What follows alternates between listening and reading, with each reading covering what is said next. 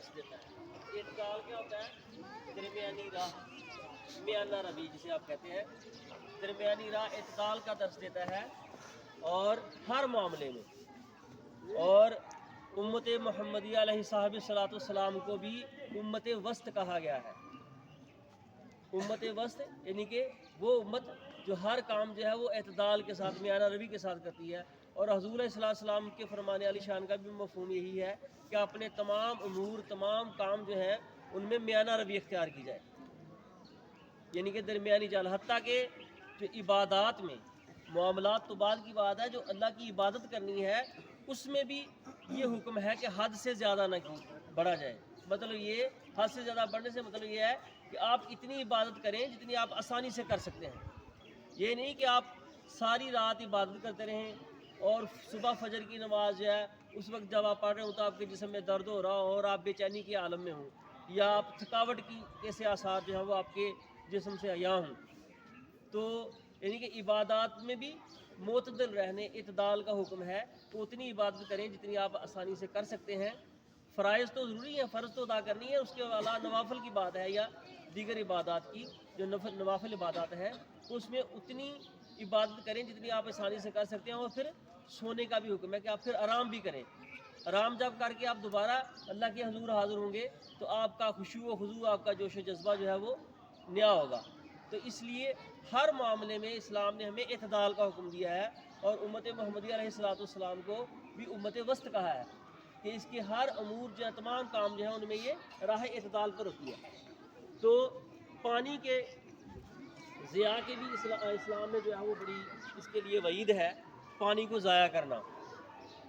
تو یعنی کہ جو علماء نے پانی کے ضیاء کو، اسراف کو، اس کو اسراف کہتے ہیں عربی میں، تو یعنی کہ حد سے زیادہ پانی جو ہے اس کو ضائع کرنا، تو اس کو بعض علماء نے گناہ کبیرہ لکھا ہے۔ یعنی کہ اللہ تعالیٰ معاف کرے کہ جو کبیرہ گناہ ہیں، بڑے گناہ ہیں، ان میں سے یہ شمار ہوتا ہے کہ پانی کو ضائع کرنا۔ تو وضو کے لیے بھی، جو اللہ تعالیٰ کی عبادت کے لیے وضو شرط ہے نماز کے لیے، تو اس کے لیے بھی ہمیں حکم یہ ہے کہ اتنا پانی استعمال کریں جتنی ضرورت ہے۔ جیسے اشفاق صاحب نے بھی اس دن بتایا کہ ٹونٹی آپ کھولیں، لیکن اگر آپ نے ہاتھوں کو صابن لگا کے ملنا ہے تو ٹونٹی کو بند کر دیں، یا آپ کو تھوڑے پانی کی ضرورت ہے تو تھوڑی ٹونٹی کھولے، فل نہیں کھولنی۔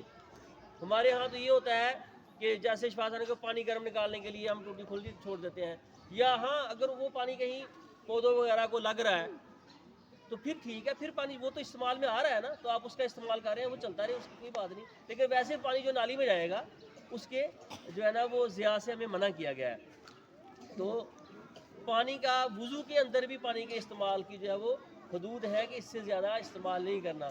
یہ نہیں کہ آپ بالٹیوں کے بالٹی پانی بہا دیں وضو کے لیے یا نہانے کے لیے، تو اس میں بھی گناہ ہے۔ تو باقی معاملات تو پھر اس کے بعد ہیں۔ تو اس لیے ہمیں پانی کے استعمال کے وقت اس کی خصوصی اس پر دھیان رکھنے کی ضرورت ہے۔ اور باقی ہمارے کام جو ہیں کہ جب اللہ تعالیٰ اپنی عبادت میں بھی جو ہے وہ، ابھی عیسائیوں میں کیا ہوتا تھا آپ نے پڑھا کہ ان میں کچھ لوگ ہوتے تھے جو دن رات عبادت ہی کرتے رہتے تھے، ان کو راہب کہا جاتا ہے، رہبانیت اس سے لفظ نکلا ہے۔ تو وہ کیا کرتے کہ اپنے آپ کو وقف کر لیتے کہ ہم نہ شادی کریں گے، نہ کوئی ملازمت کام وغیرہ کریں گے، یعنی کہ روزی کمانے کے لیے کوئی جدوجہد نہیں کریں گے، بلکہ ہم دن رات اللہ کی عبادت ہی کرتے رہیں گے۔ تو شادی بیاہ بھی نہیں کریں گے، دنیا کے معاملات سے بالکل الگ تھلگ ہو کر ہر وقت عبادت الہی میں مصروف رہیں گے۔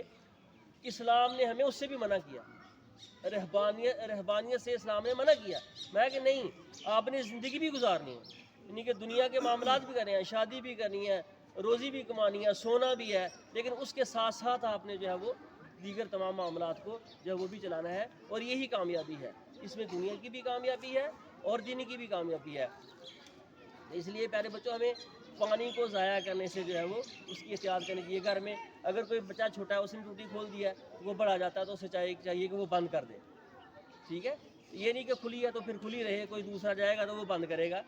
وہ ایک اس حوالے سے، یہ پچھلے کافی دیر کی بات ہے کہ ہمارے گروپ میں ایک پوسٹ شیئر ہوئی تھی، اس میں ایک ہندو شاعر ہے، ایک ہندو ہے، وزیر تھی شاید وہ شاعر، اس نے یہ مسلمانوں کی فیور میں، یعنی کہ ادھر کو واقع ہوا تھا، اس میں ایک شعر لکھا ہے، وہ ادھر بڑا مناسب لگتا ہے کہ وہ کہتی ہے کہ وہ مذہب खून इंसान की इजाज़त दे नहीं सकता, वो मज़हब खून इंसान की इजाज़त दे नहीं सकता। कौन सा मज़हब? इस्लाम के बारे में, कि वो इंसानों को कत्ल करने की इजाज़त कैसे दे सकता है।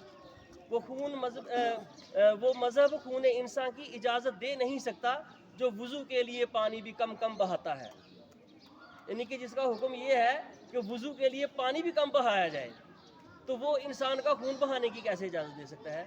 तो इसलिए प्यारे बच्चों, हम सबको जो है वो पानी के इस्तेमाल करते वक्त और हर मामले में पैसे खर्च करते वक्त, कोई भी काम करते उसमें दरमियानी राह इख्तियार करनी है। ये नहीं कि फजूल खर्चों को वैसे ही शैतान का भाई कहा गया है। इसीलिए ये है कि पैसे खर्च करने हैं, इबादत करनी है, दुनिया के मामलात हैं, दीनी मामलात हैं, उनमें आपने दरमियानी राह इख्तियार करनी है। अल्लाह ताला हम सबको इस पर अमल की तौफीक अता फरमाए।